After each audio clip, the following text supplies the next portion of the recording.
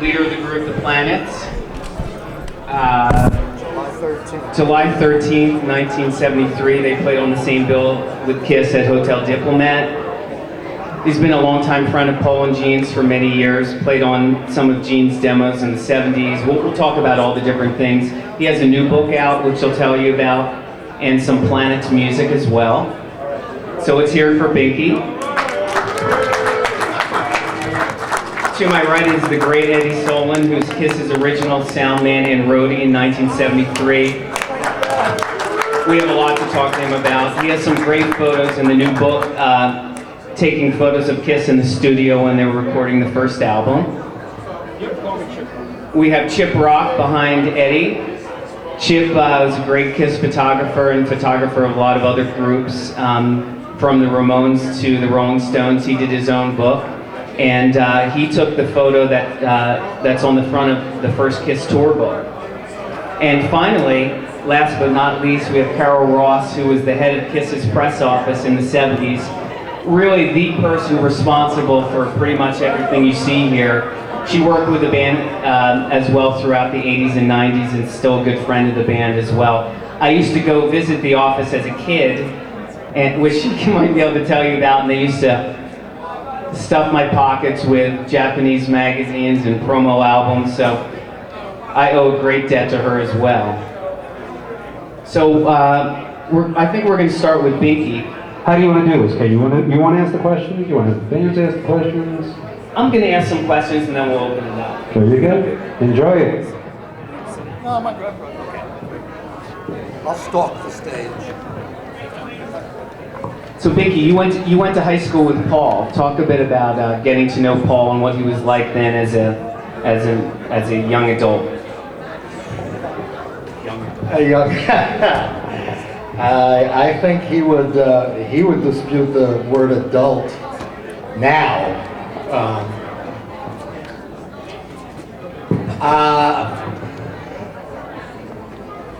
It was 1969. I was 16. He was 17.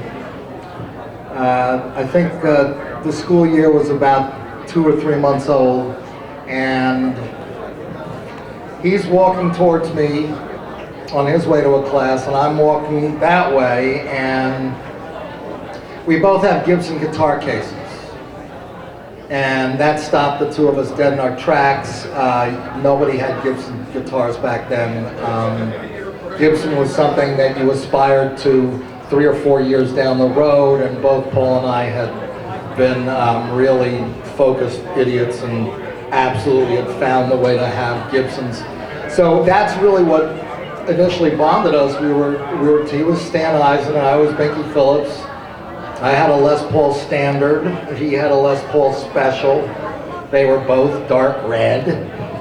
And we had a third friend that we met, a guy named Murray Dabby, D-A-B-B-Y, and he had an SG Standard. He had the same guitar I had. And we were the 3 guys with Gibsons.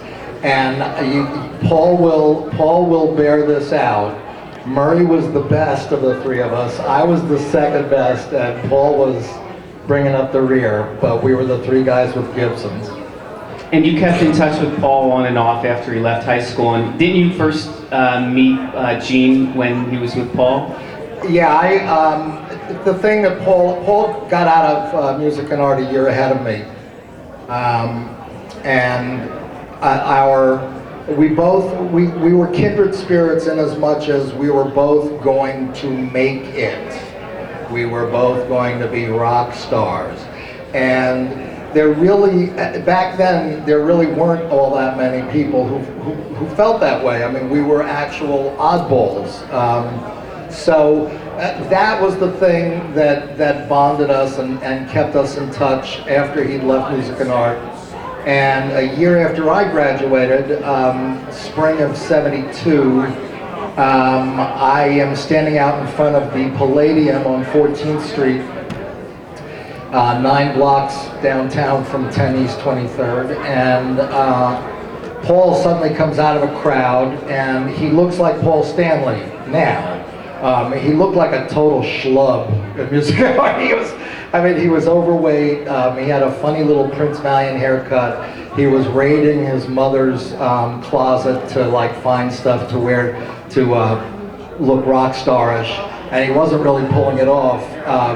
But he was a lovely guy. It was interesting too. Something that had only occurred to me recently was that while I was never put off by it, even in high school, there was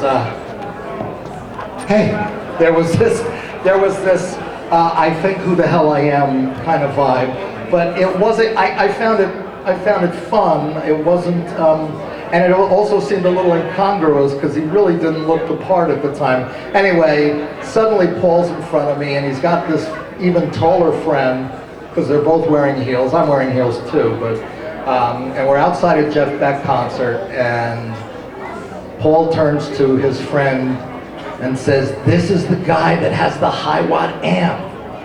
And his friend looks at me and goes, "You own a high watt?"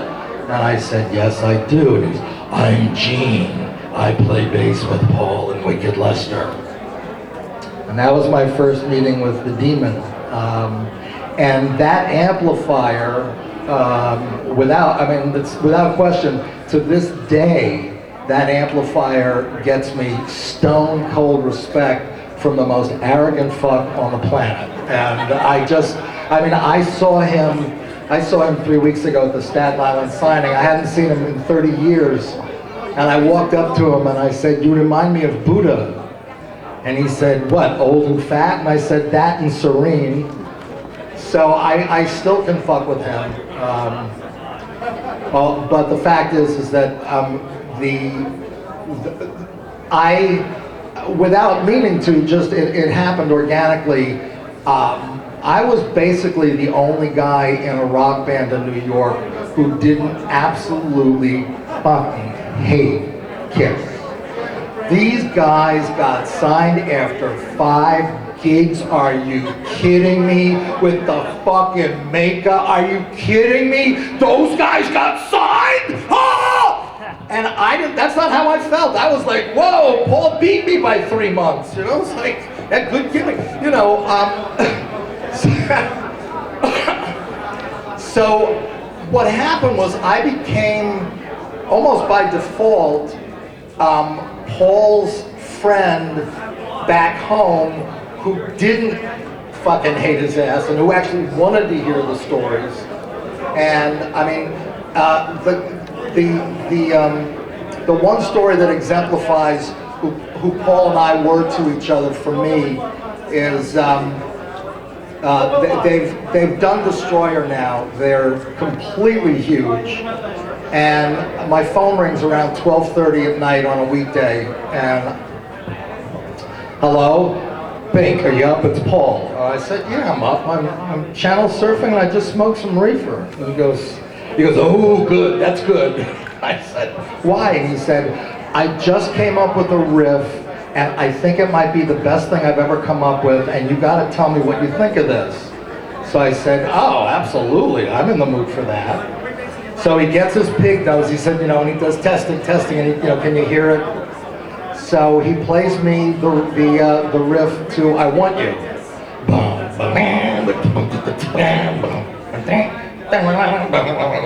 Whatever.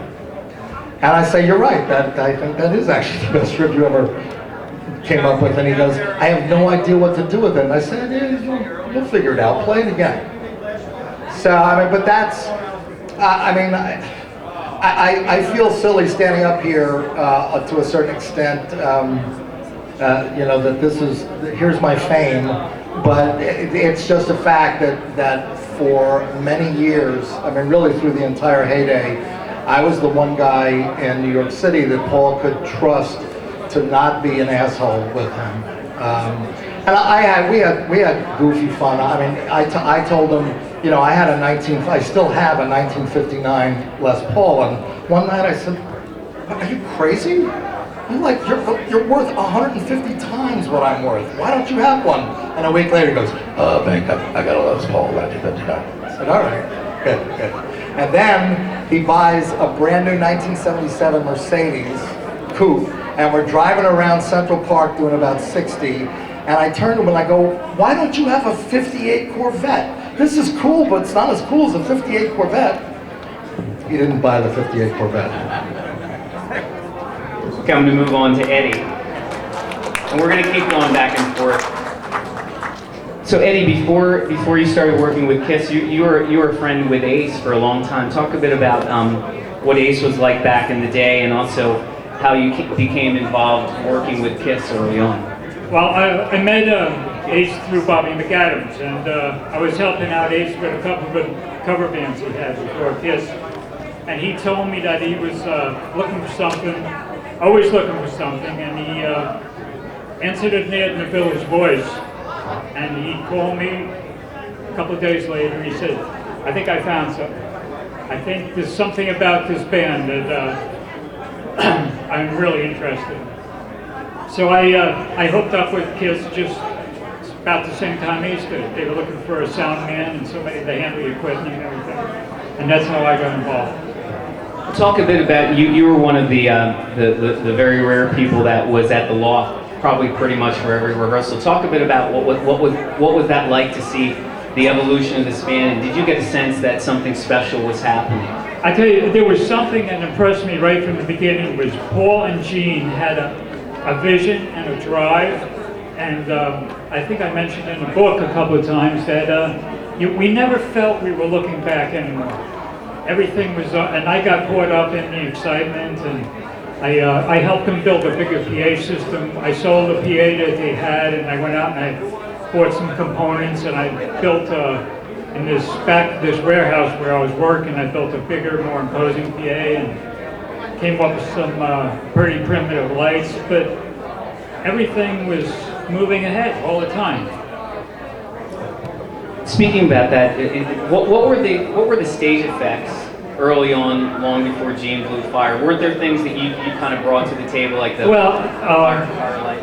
Gene, in the song Firehouse, Gene mentioned once that he wanted some revolving red lights. So I just happened to be working in an electronics store, and I bought 3 of these revolving lights that police would stick on the roof of their cars. They're like a magnetic base. And I took an old battery charger, made it into a box, and I plugged it. I think we used it twice in each set, in Firehouse and at the end. What were the dynamics between the band members back then? You know, was it a case of one for all, or were there some divisions even at that point? I mean, there was only, a couple of little squabbles, but everybody bought into Gene and Paul's vision. They were the driving force, and everybody else didn't want to get left behind, I guess. Would Ace obviously being a good friend of his, would he confide in you and talk a bit about what he thought was going to happen, or the struggles they were going through? And do you recall any of that? Well, it was so much better than anything he was doing before. And it seemed like it was on the track to go someplace. So any squabble, any minor problems were just little potholes along the way. So, was there an actual road crew at the beginning, or was it 1 or 2 people that were kind of doing it? It was me and Bobby, and then Peter, Chris's brother, Joe, yeah. And actually Gene and Paul and Peter and Ace all moved equipment. Everybody pitched in. Paul used to drive the bread truck, and I don't know where that came from, but it worked. We fit everything in it, and we managed to get things going and show up. And after they finally got the gig out at the Daisy, that was a pretty interesting experience, because it was the first time they were out of the city, and everybody was, the first night of the gig, everybody was looking at them like, what the hell is this, But by the end of the show, the audience was hooked, and the next night we came back and the place was packed, and it was just a little bar, the Daisy out in Amityville, Long Island. Well, you were at the first gig. Lydia was one of the few people there too at Coventry. Bring us back to what Coventry was like, and I'm going to ask Binky, because Binky also played there as well. The only thing I remember about that night, it was a terrible weather night, and everything was still in the development stage, so I don't remember too much about that night, about the first gig. we're going to move to Carol, and we're going to keep going back and forth into Chip as well. So Carol, when did you get involved with the band, and what was the dictate that you had in terms of what the record company expected of you? Because you had two visionaries with Bill Aucoin and Neil Bogart that certainly looked beyond the regular schematics of what could be done. Well, I got involved was introduced to the band through Bill Aucoin, who was a friend. And at that time, I was director of publicity at MCA Records. And he had asked me to come down and see this band he was thinking of managing and wanted to know what I thought. And so we went down to this seedy place in the village. And I saw this band come out with this half-lit KISS sign, and costumes scenes were coming out. But they had, it just blew me away. I stood there with my mouth open, and it was like, what is going on here? And afterwards, Bill said to me, well, what do you think? And I said, well, it's something new. I mean, the closest as far as the makeup would have been David Bowie, but I said, they've exceeded this. And I said, well, what do you plan on doing with them? And he says, I'm not sure yet. I'm talking to people, and everybody thinks I'm crazy, and could you help? And I said, I would love to help, but I can't. I'm at MCA Records. I have my priorities. He said, oh, Carol, we want to do some things. And then I said, well, I'm here. I can make suggestions, whatever. Well, it just happened that not too long after that, I was offered a position at the international firm of Rogers and Cowan. And I called Bill, and I said, Bill, I am now going to be able to work with KISS because I'm going to bring them into the firm as my first client. And everybody was very excited. I went and sat with the guys, and these guys at that time were so focused and so hungry and so determined, and nothing was going to stand in their way.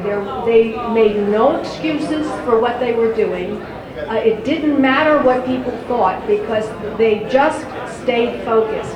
They said to me, Carol, we'll do anything. We'll do anything. Just tell us what you want us to do.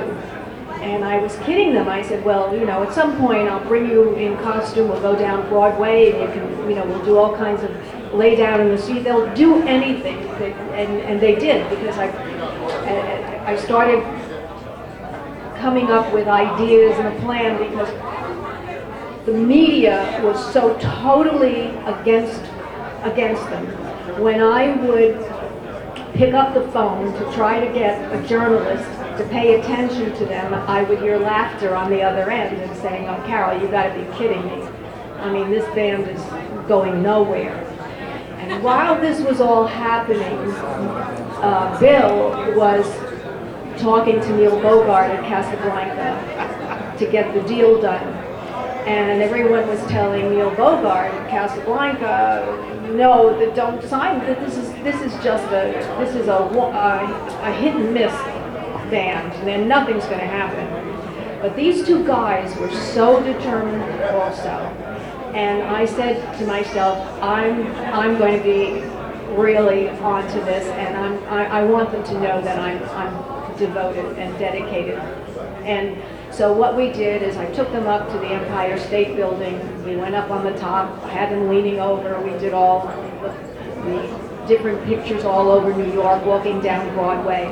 In fact, Len D'Alessio is here, and I had hired him to do a lot of the pictures for KISS. And I thought the visual was so profound that we had to somehow or other make an inroad. And it was a lot of determination. And I remember us going up to Bill's office for meetings, and the band was involved in every decision. He never would have a meeting without having them there. He had such insight and determination. And the band, the guys were so thrilled to have this kind of support. And even though they were being made fun of, and the press was just really mean to them, and a lot of people didn't know how to respond to them. They thought they were demonic. It was very, very hard and very, very difficult to start trying to turn it around. But yet they never lost the enthusiasm. All they did was try to continue to make it better, to evolve, and to see what worked. But it was a family of us that stayed together with the idea of what was to come, to make sure that we would bring in the most creative people and really create a magical situation. You obviously dealt with a lot of resistance from the press. Did you think you would eventually break down the barriers and for the band to be accepted? Because there were some outlets that never accepted the band. How did you deal with that? Well, the thing is, as I said, press people would laugh at me on the phone, and I used to hang up and say, well, someday you're going to be coming to me, and you're going to, but Rolling Stone, well, never. Rolling Stone, People magazine, it was just awful. Everybody just would not go. And that's why I had to create different situations and events. And we should talk about Cadillac. Yes, I want to talk about the comic book first. Okay. Okay. They were talking about doing the KISS comic book, and so when they called me about this, and they were going to be going up to the publisher's office, and I said, I have an idea. Why don't we get a nurse to come up there, and we'll have a photographer and have her take blood from the guys, and we will mix it into the ink to do the comic books. And they looked, they said, Carol, you're really thinking about doing this? And I said, I know it sounds wild, but let's do it. And so we did. And that was the way that we were able to start generating press interest. It wasn't so much about, in the beginning, about the music, about their musicianship.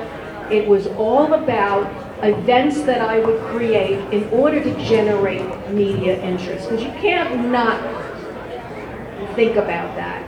So we did that. We got the pictures, we sent them out to all press people, and little by little that started to happen. Then getting to the Cadillac, Michigan, Bill had gotten a call from the coach in Cadillac, Michigan, in Cadillac High School, that he was the coach of the football team. And he said, he told Bill that the team was not doing well. And he thought he needed to have some way of getting them enthused enough to play better. So he brought KISS albums in, and he would play the KISS music. And all of a sudden, a new energy came, and they started winning games. And he wanted to tell the band how what they did for his little team. And so Bill called me and told me this. He says, why don't you call the guy? And I said, Bill, why don't we get the guys to go there as a surprise? And he said, that's a great idea. So I called the coach back, and I told him that it may be possible for us to bring KISS to Cadillac, Michigan, to see your football team. And he goes, oh my God, I thought and for a minute there was like dead silence. I thought he had fallen down.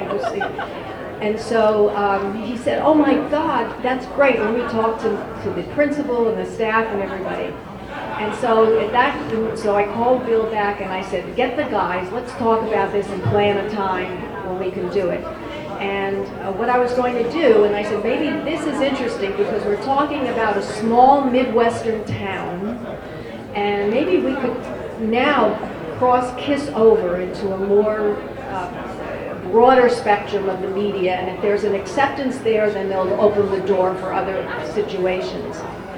Well, what happened, it started to evolve, and the guys came up and said, well, listen, if we're just going to go and say thank you, why don't we really go and make a big event, and maybe we'll perform, and so I called him up, and the coach up, and he just was, this thing was growing. I mean, it was having a life of its own.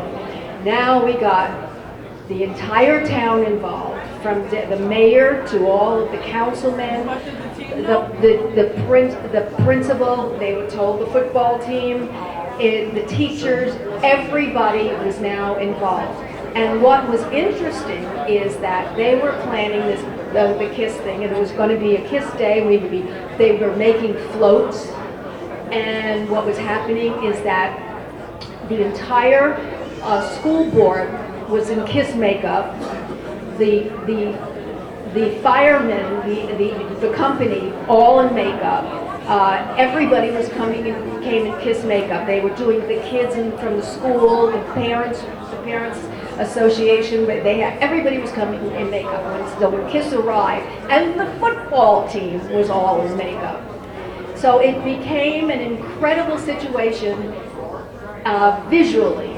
So what happened is I had brought a group of press there and photographers, and we did the entire story, and it was amazing. And I said, we have a breakthrough, because if the mayor of a small Midwestern town and an entire school board and the principal and little kids now who had makeup on, then KISS could not be the demonic group that so many people were talking about. And we brought them into mainstream media, and it just kind of then, that was the turning point media-wise for KISS, because nobody after that could not listen, stand up, and take notice. But that guy that thought they were flashing the pan, he must be kicking himself in the ass. Oh, well then of course, you know, it was, then I got the call from People magazine, and I said, oh, now you're calling me. And then I got the call from one of the editors at Rolling Stone, and then it all started, you know, then it started. And, but it was an amazing journey for them because of the response that they were getting. But every step of the way, everything we did was with a focus and with the band and everybody participating. But in the very beginning, I mean, they couldn't rub two nickels together. And we were all scrounging. All right, they were the makeup, but what about Alice? What about what? What about Alice? When you were makeup and all that stuff? Wasn't the same. You got it. What's the difference? I think it's because you have these four guys, each one was a different character. The fact that the vision that Bill had for them and Sean Delaney to create not only having them like that, but with the technical work that was done on stage, and the lighting and the way they were going to feature each of the guys. Each of them had their special characters there. Whose idea was it for Gene to spit fire? That came about actually in a meeting, and Gene had said, no, I'm not going to do that. You know, so She was asking where the idea came from, Gene to blow fire. yeah, and that evolved from just a meeting in the office, and he actually did not want to do that, and they were going to pass it on to somebody else. Of course, Ace didn't want to do it, and Peter didn't want to do it. Excuse me? Yes, yeah. And believe me, and Gene was one to really research and know that it was going to be safe to do. Hey Chip, I want to bring you into the conversation. Talk a bit about how you kind of started as just a photographer shooting the band for fun, and how you wound up getting the front cover of the first tour book they ever did. Thank you, Ken. What happened was, I want to go back to the first time I ever heard or saw of KISS. I was in Laguna Beach, California. I was living there surfing, and I was in a record store flipping through the record bins, and I came across the first album, and I immediately saw the makeup, and I turned to the guy who was running the store, and I said, "What's this?" He says, "They're from New York." It couldn't be any good. It has to be terrible. So I said, "How much is it?" And this is a brand new album. It cost $2. And I said, "I'm sold." And I brought it home and put it on the turntable, and within moments, I loved the music immediately when I heard Deuce. Okay. So that's the first I ever heard of him. And then time went by, and looking back, I wish I had seen him. Oh, I went to their New Year's Eve performance at the Academy of Music, but I went to see Blue Oyster Cult, the headliner, and I actually skipped KISS on purpose, or got there late or whatever. So I missed that, although I was there that night. And then the Beacon Theater came about, and that's when I said, I gotta see KISS. And I was in college and taking photography courses. I brought my camera, went to the Beacon Theater, took a whole bunch of shots, and when I was developing them, I just said, this is amazing. I mean, when I was there, I thought it was pretty good, but then I'm seeing these photos come up in the chemicals of these trays in the college darkroom, and then I said, wow. So I made some really big enlargements, and long story, one thing led to another, and I got to thank Lydia Chris, who's of course here today. She was the person who first took my photos and showed them to Gene.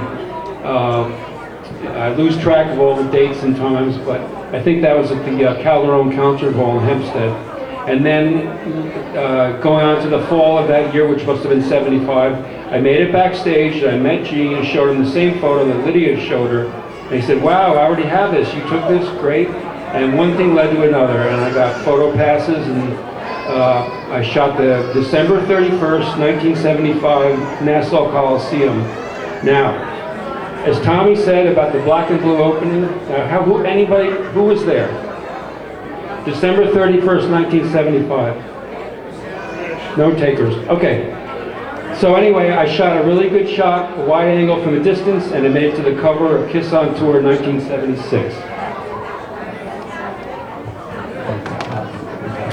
I do want to, before we open it up for questions, I do want to ask Eddie one question to talk a bit about. He was the one person who shot photos of KISS in the studio working on their first album. For me, that certainly was always a holy grail, and I feel fortunate that we're able to use some of these shots in the book. But wanted to see if you could talk a bit about that. And you also taped KISS's performance at the Daisy as well. Yes, I taped, I bought a multi-track, 4-track tape recorder to both gigs, and I recorded both of those gigs, and a couple of rehearsals. I had tapes, and yeah, that was all the recordings, just those. What are your memories of being in the studio for that first record and shooting photos of the band? Well, it's funny because the four of the guys and myself were sitting around, and like a couple of times this happened where we just looked at each other and, wow, we made it. We made it to the studio to do an album. And the same thing happened the first Madison Square Garden gig. I was backstage, and they were putting on their makeup, and they said, everybody out of the room, just Eddie. And we all sat in a circle, and we looked at each other, and this is it, This is happening. We made it to the big time. I'm going to open up the floor to questions, so if anyone has any questions, let me know. It's not a question, it's not a question, it's more just thank you for sharing. Thank you for sharing your stories. We all know what we all know what the four guys have said about how they started, but hearing it from you, the people behind, who helped them, with the makeup or just the ideas when they came to you and made it to life. I mean, that was something fantastic for me growing up, watching them, but knowing that some of the people behind it, standing right here and talking about it. And You're the guys that made it work. a couple things, knowing that you were part of behind the blood for the, the comic. I cried when I didn't get it. When I finally got an issue, somehow in spirit or even in blood, I knew they were in my room. The pictures, everything. Also, because of my job, I travel around the country, so I try to find and scope out some famous KISS landmarks. And I was in Cadillac a year and a half ago, trying to get into the high school, but it was closed on a Saturday. And from right here, there still is a picture of the band being there. I was hoping with a little bit of my clout with my job that it would get me in, but it didn't get me through the locked door, but hopefully one day I'll get in there and take a shot. But I just want to thank you for everything that you've shown and talked about in the book and just being here. Thank you.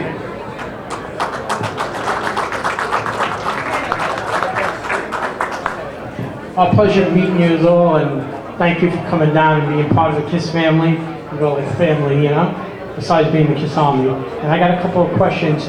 Were you guys around when the first album came out with Richard Wise and Kenny Kerner producing the album? Were you any part of that? I was in. Could you talk a little about that? And I'd like to ask about the suitcase, because it's right there to Chip after you answer that question. Thank you. Yeah, I was in the studio with Kenny Kerner and Richie Wise and, for the first album. And those guys were happy as hell being in that studio doing that. And fortunately I took a lot of pictures and there were slides. So they lasted after 40 years. They would still look great. And they're in the book, Ken's book, and yeah.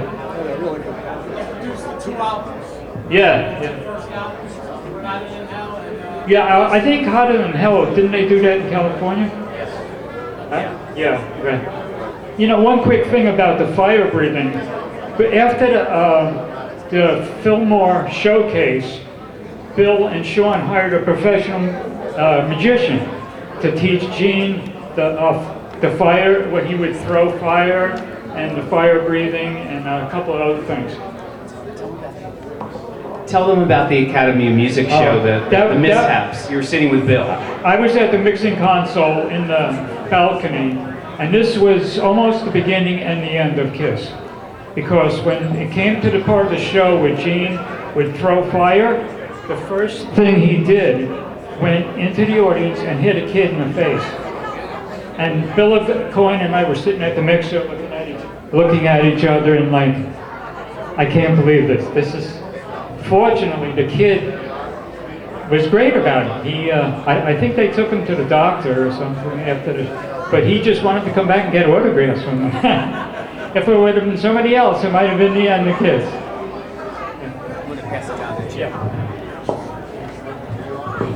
Okay, the suitcase is my camera case from back in the day, as we now say, and I wanted to bring it along because now we call it a relic. So this camera case was at 30 or 40 shows from the era of Ken's book, and it used to be sort of a status symbol for photographers or people who work for rock bands, or even rock stars themselves, to put their various backstage passes on their cases, and then a way to keep them, you used to put shellac over them. So this is kind of, as we say, been through the war. This was actually more recent. This is 96. It says Working TT. That's Tommy Thayer's initials. That's the reunion tour. But this is Madison Square Garden, July 24th, 1979, the return of KISS. And other bands. Here's Twisted Sister, sold out the Palladium. Well, we've got to stick with KISS. Anyway, I've been able to hold on to it, and thank you for asking about it. And I'm going to hand the mic over to Carol. I have to say something about Ken.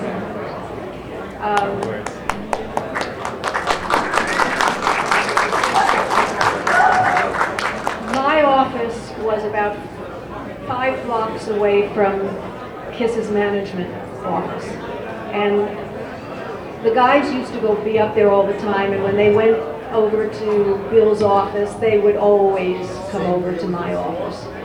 And a lot of the KISS fans knew that, so they used to come and hang out at my office. And Ken was this kid who was the biggest fan, who would take the bus in from Philadelphia, and he would come and he'd sit on the floor in my office, and he'd wait for Gene and Paul and if Ace and Peter were around to come up. And it was religiously, every few days he'd come in. And so I would sometimes feed him. I would take him in the back room and I'd give him a lot of KISS stuff. Yeah, that's true. And he was by far the most intense KISS fan. I mean, he'd come in the snow and the rain, and he'd sit and he'd sit and he'd wait for the guys to come, and then he'd have long talks. He'd have long talks with them. But and he'd always walk out. I always gave him stuff. So it's amazing that from how he evolved from that time, who would have thought that he'd become such an incredible journalist and writing books about KISS and being involved and becoming this wonderful, wonderful storyteller of an amazing, amazing group. Now, I mean, KISS, he's not only written about KISS, he's written a lot of other books, but who would have thought this kid that was coming up to my office would turn out this way? And here we are today, still talking about KISS. Okay, enough about me, let's talk about me. Okay, now I have a question for Binky to talk about. So you were friends with KISS throughout, and isn't there a story about a song they were working on, Rock and Roll Over, where you were being referenced? Oh, I know what you're talking about. This is a verboten topic. This is post Nothing to Lose. That's okay. This didn't happen during the time that your book takes place. We'll stretch it. All right, we're going to stretch it. Yeah, this is probably my proudest little moment was my band, The Planets, who are available on iTunes. Ken told me I should tell you that. And the book. I have a book on Rhino Records, which means I'll never see royalties. And major label and all, and that's the story of my life, and KISS are in there too. But what Ken's alluding to is my coming down and playing on Gene's demos, Jelly Roll, Rotten to the Core, High and Low, Burning Up with Fever. Those are the ones that I'm on. So if you have those bootlegs, you have me. And that left an impression on Gene. And my band in July of 1976 got $5,000 from Warner Brothers to make a demo. And because of my friendship with Gene and Paul, they hooked me up with Corky Stasiak. And I kind of feel that every single person in this room knows who Corky Stasiak is. I can tell you he's an absolutely delightful human being, an honor to know. And he did our demo, so Paul and Gene in particular were very up to date on how that was going. And what wound up happening was I became kind of a Spino buddy of Corky's. So when I'd walk into a studio for a rock and roll over session or whatever, I would be friendly with the engineer the way I was friendly with the band. And one day during the recording, one morning, Corky calls me up and he says, I gotta tell you something, you just have to hear this.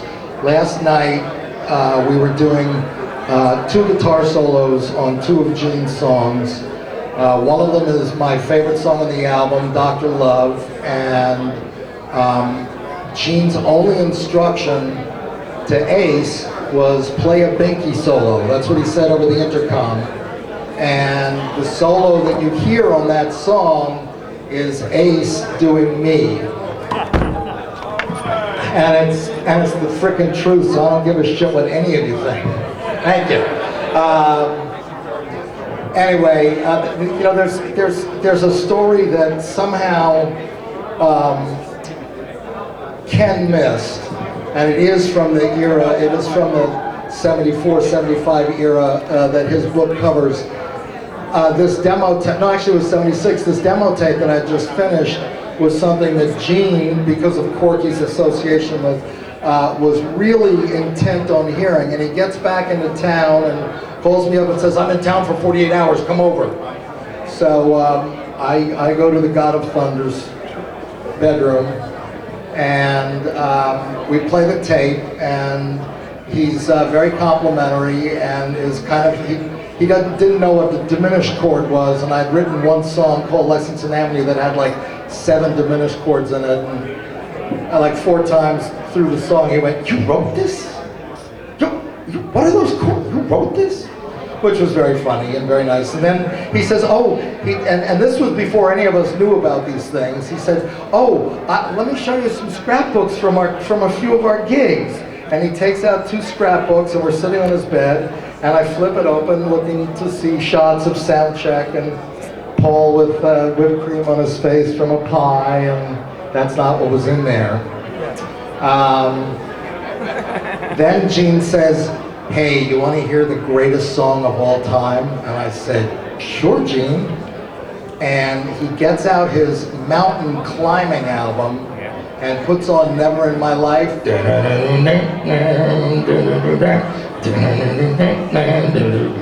More cowbell. And within 60 seconds, he was alone in the room. I was sitting on the bed as close as I am to Ken, and Gene's like this, with his back to me. He's playing air drums, and I'm going. So I was like, well, I guess my visit's over. So Gene, good seeing you. Oh yeah. I mean, he was 14 years old, and to see God of Thunder as a 14-year-old kid was something. It was kind of precious. Carol manages the pop hit maker from the 60s, Tommy James, and she has a story, a Tommy James, KISS, Kevin Bacon type of connection. Well, this was when I was reading the book, and Gene mentions that when they used to hang out at the studio, at the recording studio, just to get a feeling and see what was going on, Tommy James was recording.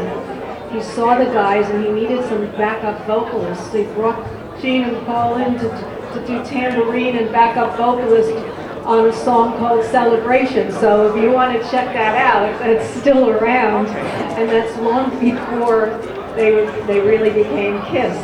But so it just shows the guys were willing to do anything, and just to be with other artists and to get a sense of what it was like. So that was funny, and I didn't know that, and I managed Tommy. And I said to him, "You never told me that." And he says, "Oh yeah, that was great." So just a little tidbit. Look for the song, Celebration. Gene and Paul doing backup and tambourine. One of the stories in the book, one of my favorite stories in the book, is about an early KISS gig at a library. It was a library benefit. A few months into their performing career, and Eddie was there. So I wanted to see if you could kind of give us a bird's eye view of what went on. Okay, I think this was a favor to Ron Johnson. He lived over in Fiumano, New York, and I guess maybe he was trying to get backers for the band or something, and he wanted KISS to come to this private event and play. And Gene and Paul, we were all saying, "Are you sure? You sure you want this?" Okay, yes, he wanted to do this. So we drove out to this country club. And we get there, and they say, "Okay, you guys are going to play in this room." So we go in the room, and it has chandeliers and big, tall windows. And I said, "Oh my God, you kidding me, right?" You know, and, no, you guys are going to play. They're going to love you. And well, this crowd comes in, and it's like the country club crowd. So they did it. You know, they were doing it a favor for a friend, and they did it. And, it was very strange. Was the guy a friend afterwards? I don't think he ever talked to me after that. It was definitely something different for these people. We have some more questions. I just have a question about the recording process and amount of takes and their style, how much rehearsing that the original 4 had back in the day, what they were like in the recording studio. The first album? Well, you know, they've been playing the same 6, 7, maybe 10 songs, and that's all they were playing. So they knew the songs pretty good. So when you go into I was a recording engineer for 25 years. When you go into the studio, the producer calls the shots. He'll say, I just want Peter and Gene and Paul to put down rhythm tracks, and then Ace would overdub later, and they would, after all the basic tracks were done, they would add the vocals. That way everybody could sing background, and whoever was singing lead would do his part. Specifically to that question, oddly enough, less than a week ago, I was exchanging emails with Paul Stanley, and he told me that every time the band has ever tried to do a basic track when he wasn't available, they always had to redo it. I think as a guitar player, there's something about Paul's style that's always baffled me, and I actually figured out what it was like literally less than 3 days ago. I suddenly went, lead guitar players like me, Pete Townsend, Jimmy Page, we're ahead of the beat. We're constantly pushing. Bass players, blues players are constantly behind the beat. They're like giving it that tension. Paul is the only guitar player I've ever known who plays on the beat. He's metronomic and yet swings. And I can tell you as a guitar player, that's a bitch of a trick. Paul is, as a rhythm guitar player, he's doing something. The only guy I can think of whose rhythm playing was as seminal to his band, as important to his band, because the fact is, as rhythm guitar players usually, I mean, Izzy Stradlin, blow me, who, you know, Brian Jones, he's dead 45 years, but there are certain guys, and Paul Stanley and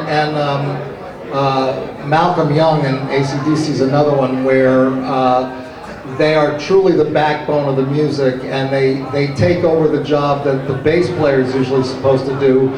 But in KISS, with a bass player that's you know, forced to go, you know, through every song, it's Paul's guitar that has been keeping that band on track for 40 years. I agree 100% with that. That's right on. We have any more questions?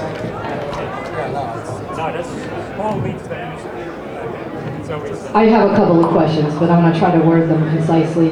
Carol, I know you said that you were creating these events where they could garner attention from the public, get public attention, and that would hopefully turn into media attention. Whose idea was it to go to the beauty salon and get those facials and walk through Central Park? Was that your doing? Feels like you. Yes. All right. As I said, they were up to doing anything and everything. So I had to keep thinking about as many unusual things to present to them. And they were agreeable to do everything. So they were and so incredible to work with because they were willing to do everything. And nothing was too outrageous. Was it also your idea to create the concept for Dress to Kill in street clothes? Whose brainstorm was that? That was their decision, basically, but it was discussed, as I said, when we would have our weekly meetings up at Bill's office. It was a joint decision making, so somebody would say something, they say, yes, I think that's a great idea. And so it was a unified participation. So I know that they had multiple photos taken. Not all of them were on that street corner, but some of them were down in the subway at that same time. Was it decided that it would definitely be the album cover that would be that photo on the street beforehand, or were they taking all those photos to determine what would make for a good album cover? It was not decided beforehand. We would go and create what we wanted to create, and then go back and look and see what we felt stood out, what everybody agreed upon. So it wasn't decided up front. It was trying a lot of different things and then discussing it. Okay. And was your idea the Empire State Building? Yes, I said that was one of the first pictures I set up, was of the Empire State Building. And they were hanging over, and I was getting a little nervous, Yeah, because that looked pretty dangerous. Yes. I had another question. I'm not sure here who might be able to answer it, but perhaps Binky can. I don't know. Or maybe Eddie. I'm not sure.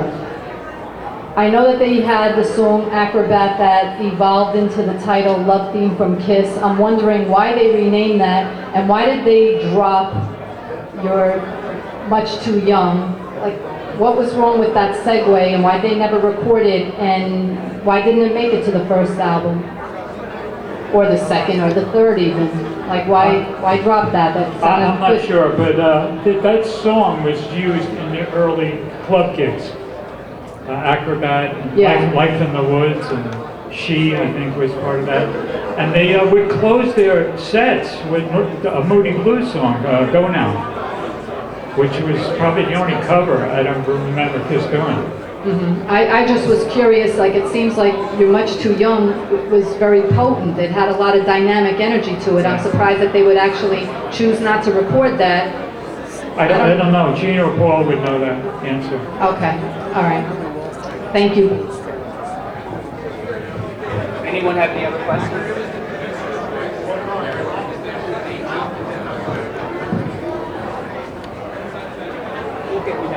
All right, now that I know that you're the sound engineer, you were a sound engineer from the beginning, from the first albums, from the beginning with Kenny Kerner and Richard The Wise. live sound. Now, you were doing their sound. The live Oh, sound. the live sound. Right. All right, but in those days, with the first albums, they were produced by young producers called Richard Wise and Kenny Kerner. They were from Dust. Now, they started that. They were like rookies, They just... Well, Young actually, guys. Ron Johnson produced the demos All right. with Eddie Kramer, and the ones we did in Electric Lady. Yeah, and I never met Kenny Kerner or Richie Wise until we went So to you did a lot of live events, Right, and then I you did taped. You actually taped the recording from the at first the live event. show. Yes. All right. Thank you. Give it to the gentleman. The story we always get about the Cream photo shoot where they were shot in the makeup, I think it was Hotter Than Hell outfits, and then they took the makeup off. The story we always get is that they were kind of just duped into it, said, oh yeah, they gave us permission to shoot you without the makeup, which seems like it was a pretty easy con.